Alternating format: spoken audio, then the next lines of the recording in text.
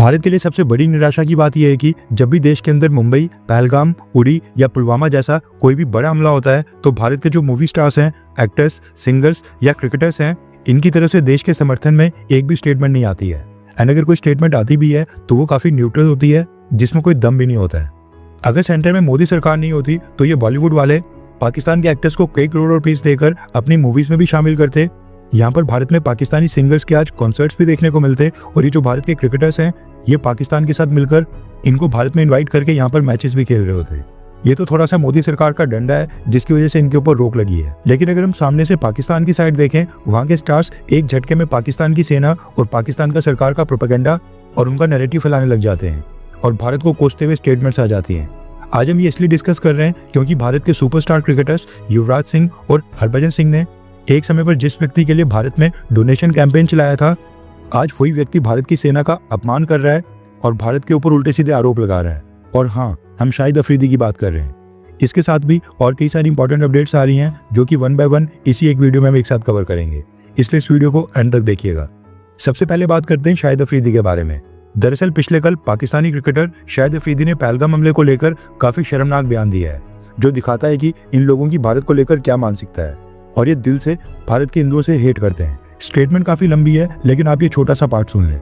आप एक घंटे तक दहशतगर्द वहाँ दहशतगर्दी करते रहे, ठीक है, वहाँ तक 8 लाख फौज में से कोई नहीं आया और जब आए तो 10 मिनट के ऊपर पाकिस्तान पे इल्ज़ाम लगा दिया।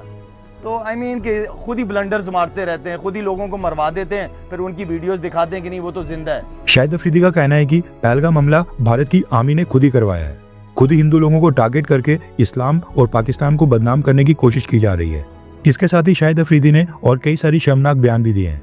ये स्टेटमेंट भारत के उन लोगों के लिए करारा तमाचा है जो अभी भी ये चाहते हैं कि बॉलीवुड मूवीज में पाकिस्तान के एक्टर्स को शामिल किया जाए और पाकिस्तान के सिंगर्स भारत आकर यहाँ पर कंसर्ट्स भी करें, क्योंकि क्रिकेट खेलना या फिर मूवीज में एक साथ काम करने से दोनों देशों के people to people connection strong होंगे। आप सोचिए कि शाहिद अफरीदी की स्टेटमेंट तब आई है जब हमला भारत के ऊपर हुआ है। यहाँ पर विक्टिम भारत है। आपने कभी भारत के क्रिकेटर्स या फिर बॉलीवुड के एक्टर्स या फिर बड़े बड़े सिंगर्स को ऐसी स्टेटमेंट या फिर ऐसे बयान कभी देते हुए सुना है जिसमें वो पाकिस्तान की आर्मी और पाकिस्तान की सरकार के ऊपर कोई आरोप लगा रहे हों? ये डिफरेंस है दोनों देशों के सेलिब्रिटीज का। इसके साथ ही भारत सरकार ने पाकिस्तान के 16 यूट्यूब चैनल्स को भारत में ब्लॉक कर दिया है। ये सारे भारत के खिलाफ प्रोपेगेंडा फैलाने का काम कर रहे थे और करोड़ों व्यूज भारत से छापते थे। इस लिस्ट में don news, Irshad Bhatti, Samaa TV, ARY news, Bol news, Raftar, the Pakistani reference, Geo news, Samaa sports, GNN, Uzair cricket, Umar Cheema exclusive, Asma Shirazi, Muneeb Farooq, Suno news और राजीनामा नाम के चैनल शामिल हैं। इसके बाद नेक्स्ट अपडेट आ रही है यूनाइटेड किंगडम यानी कि ब्रिटेन को लेकर। अभी तक ईरान और सऊदी अरब के विदेश मंत्रियों ने भारत और पाकिस्तान दोनों कंट्रीज के विदेश मंत्रियों से बात की है, लेकिन अब अपने आप को न्यूट्रल दिखाने वाले देशों की लिस्ट में यूनाइटेड किंगडम यानी कि ब्रिटेन के विदेश मंत्री डेविड लेमी का भी नाम ऐड हो गया है। दरअसल ब्रिटेन के विदेश मंत्री ने पिछले कल भारत के विदेश मंत्री जयशंकर सर और पाकिस्तान के विदेश मंत्री इशाक डार के साथ फोन कॉल के ऊपर चर्चा की है और भारत और पाकिस्तान से कहा है कि दोनों देश सिचुएशन को डीएस्केलेट करें और तनाव को कम करने पर ज्यादा ध्यान दें, यानी भारत अपना बदला ना ले। जयशंकर सर ने भी इस टेलीफोनिक कन्वर्सेशन के ऊपर जो स्टेटमेंट जारी की है उसमें उन्होंने कहा कि डेविड लैमी के साथ फोन कॉल के ऊपर बात करते हुए मैंने ये साफ कहा कि आतंकवाद के ऊपर भारत की जीरो टॉलरेंस की पॉलिसी है, यानी इनडायरेक्टली ब्रिटेन को भारत ने संदेश दे दिया है कि भारत अपना बदला लेकर ही रहेगा, फिर चाहे ब्रिटेन 1971 की तरह आज भी पाकिस्तान का समर्थन क्यों ना कर ले। इस समय ब्रिटेन भी अपने आप को न्यूट्रल दिखाते हुए भारत और पाकिस्तान के बीच बैलेंस बनाने की कोशिश कर रहा है और ये ब्रिटेन के प्राइम मिनिस्टर कीयर स्टारमर से एक्सपेक्टेड भी था, क्योंकि ब्रिटिश प्राइम मिनिस्टर कीयर स्टारमर एक लेफ्ट विंग पार्टी से हैं। राइट विंग पॉलिटिक्स के वो कट्टर विरोधी हैं, यानी ट्रेड डील करके भारत से बेनिफिट उठाना है, लेकिन पॉलिटिकली करेक्ट होने के लिए पाकिस्तान का भी साथ देना है। ब्रिटेन के साथ साथ बांग्लादेश के फॉरेन एडवाइजर मोहम्मद तौहीद हुसैन ने भी पिछले कल पहलगाम हमले से रिलेटेड एक स्टेटमेंट पास की है। बांग्लादेश के विदेश मंत्रालय संभाल रहे फॉरेन एडवाइजर पिछले कल ढाका में प्रेस को संबोधित कर रहे थे। उसी समय उन्होंने भारत और पाकिस्तान के बीच मिलिट्री कॉन्फ्लिक्ट की सिचुएशन के ऊपर एक बयान जारी किया है। बांग्लादेश के फॉरेन एडवाइजर ने कहा है कि बांग्लादेश ये बिल्कुल नहीं चाहता है कि साउथ एशिया के इस पूरे रीजन में एक मेजर कॉन्फ्लिक्ट पैदा हो, जिसके कारण इस पूरे रीजन के लोगों की जान खतरे में पड़े। हम चाहते हैं कि भारत और पाकिस्तान डायलॉग के माध्यम से आपस में बात करके ये सारे मसले सुलझा दे, यानी बांग्लादेश नहीं चाहता है कि भारत पाकिस्तान के ऊपर कोई हमला करे। इसके बाद अगली अपडेट आ रही है पाकिस्तान आर्मी को लेकर। दरअसल पाकिस्तान की सेना का एक इंटरनल लेटर सोशल मीडिया के ऊपर काफी वायरल हो रहा है। लेटर के स्क्रीनशॉट आपकी स्क्रीन के ऊपर है।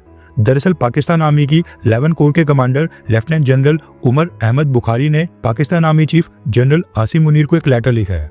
इस लेटर में 11 कोर के commander lieutenant general Umar Ahmad Bukhari ने यह जानकारी दी है कि रिसेंटली पाकिस्तान आर्मी में रेजिग्नेशंस का नंबर अचानक से काफी बढ़ गया है। ये लेटर आज से 2 दिन पहले 26 अप्रैल का है और पहलगाम हमला हुआ था 22 अप्रैल को। इस लेटर में लेफ्टिनेंट जनरल ने पाकिस्तान आर्मी चीफ को बताया है कि भारत के साथ टेंशन्स बढ़ने के बाद अभी तक 1200 सोल्जर्स और 250 आर्मी ऑफिसर्स ने रेजिग्नेशन दे दिया है। यानी 4 दिन के अंदर ही पाकिस्तान आर्मी के टोटल 1450 पर्सनल्स ने रेजिग्नेशन दे दिया है। इस लेटर में ये जानकारी भी है कि पाकिस्तान की आर्मी की कौन सी कोर के कितने पर्सनल्स हैं जिन्होंने रेजिग्नेशन दिया है। लेटर में पाकिस्तानी आर्मी चीफ को बताया गया है कि रिजाइन करने वाले सोल्जर्स ने मुख्य रूप से 3 कारण बताए हैं: फैमिली प्रेशर, मेंटल फटीग यानी कि मानसिक दबाव, और तीसरा कारण बताया है पाकिस्तान आर्मी की अनसर्टेनिटी को लेकर। 11 कोर के लेफ्टिनेंट जनरल ने आसिम मुनीर से कहा है कि ये जो लगातार रेजिग्नेशन देखने को मिल रहे हैं, इसके कारण हमारी ऑपरेशनल रेडीनेस और ट्रूप्स के मोराल के ऊपर काफी प्रभाव पड़ रहा है। इसलिए इस मसले की गंभीरता को देखते हुए आपकी तुरंत गाइडेंस और सक्रिय इंटरवेंशन बहुत ही महत्वपूर्ण हो जाती है। अब देखा जाए तो पाकिस्तान आर्मी की टोटल स्ट्रेंथ 6,54,000 है।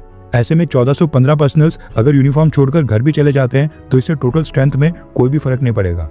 ये दिखाता है कि पाकिस्तान आर्मी के जवान भी अब डर रहे हैं कि भारत कारगिल जैसा कुछ बड़ा कर सकता है। ऊपर से जनरल आसिम मुनीर और बाकी हाई रैंकिंग ऑफिसर्स लगातार अपनी फैमिलीज को डिप्लोमेटिक पासपोर्ट के जरिए फॉरेन कंट्रीज में भेज रहे हैं। इसके कारण भी पाकिस्तान आर्मी के लोग काफी मायूस हैं, क्योंकि जनरल्स और कमांडिंग ऑफिसर्स ये तो हर बार पीछे बच जाते हैं, लेकिन बलि चढ़ती है इन लोगों की। इसलिए अब ये रेजिग्नेशन का सिलसिला पाकिस्तान की सेना में स्टार्ट हो गया है। आज की लास्ट अपडेट आ रही है भारत और बलूचिस्तान को लेकर। दरअसल बीजेपी के फायरब्रांड नेता और असम के चीफ मिनिस्टर हिमंता बिस्वा शर्मा ने बलूचिस्तान को लेकर एक बोल्ड स्टेटमेंट दी है। हिमंता बिस्वा शर्मा ने अपने बयान में बोला है कि बलूचिस्तान की जो फ्रीडम स्ट्रगल है वो 1947 से ही चलते आ रही है। पाकिस्तान ने बलूचिस्तान को दबाने की भरपूर कोशिश की, नेशनल रिसोर्सेज से भरपूर बलूचिस्तान को लूटा गया, लेकिन कई सारे लीडर्स के बलिदान के बावजूद बलूचिस्तान मूवमेंट अभी भी जारी है, जो दिखाता है कि बलूचिस्तान के शानदार लोग आज भी अपनी फ्रीडम, अपने अधिकार, अपने सम्मान और कंट्रोल की लड़ाई लड़ रहे हैं। और ये स्टेटमेंट मैंने आपको थोड़ी सी शॉर्ट करके बताई है, ये काफी लंबी स्टेटमेंट है। अब इस तरह से बलूचिस्तान की आजादी के ऊपर इतनी डिटेल स्टेटमेंट बीजेपी के किसी भी लीडर ने आज तक कभी नहीं दी है। हिमंता बिस्वा शर्मा अलग ही लीग में चल रहे हैं। इसके साथ ही ये भी न्यूज निकल कर आ रही है कि पहलगाम हमले के बाद अब मोदी सरकार इस बात के ऊपर विचार कर रही है कि क्या भारत सरकार को भी बलूचिस्तान के फ्रीडम स्ट्रगल को ओपनली आधिकारिक तौर के ऊपर सपोर्ट करना चाहिए, सेम वैसे जैसे पाकिस्तान बार बार जम्मू कश्मीर मसले की बात करता है। यानी भारत सरकार इस बात के ऊपर विचार कर रही है कि क्या भारत बलूचिस्तान के मसले को यूनाइटेड नेशन से लेकर बाकी इंटरनेशनल मंचों के ऊपर उठाए या फिर नहीं। पाकिस्तान की सरकार भारत के ऊपर कई बार आरोप लगाती है कि भारत की intelligence agency raw Balochistan liberation army को सपोर्ट करती है, लेकिन आज तक भारत के किसी भी प्राइम मिनिस्टर ने ऐसा करने की हिम्मत नहीं दिखाई है।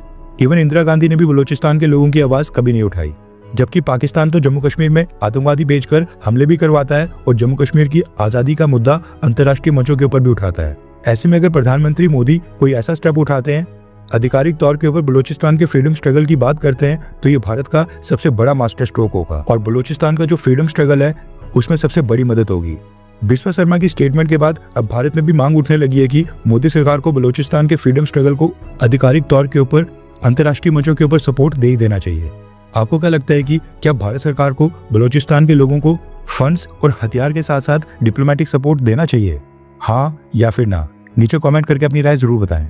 हर 24 घंटे के अंदर जियोपॉलिटिक्स में बड़े फेरबदलाव और उलटफेर हो रहे हैं और भारत के लिए नए चैलेंजेस आ रहे हैं। कोई देश अपने फैसले से पलट रहा है तो कोई देश ब्लैकमेलिंग के ऊपर उतर आया है। सभी देश एक दूसरे को नीचे लगाने की कोशिश कर रहे हैं। इन सब के बीच हमारा भारत किसी भी देश से पीछे न रह जाए, इसके लिए मोदी सरकार लगातार कोशिशें कर रही है। एंड भारत की foreign policy, defence news, economy और ग्लोबल अफेयर्स का सही एनालिसिस हमारे चैनल इंडियन अफेयर्स का मिशन है और ये मिशन आपके सपोर्ट के बिना अधूरा है। इंडियन अफेयर्स हिंदी के ऊपर हम सभी फैक्ट्स और डेटा बिल्कुल सरल भाषा में एनालाइज करते हैं, बिना किसी एजेंडा के।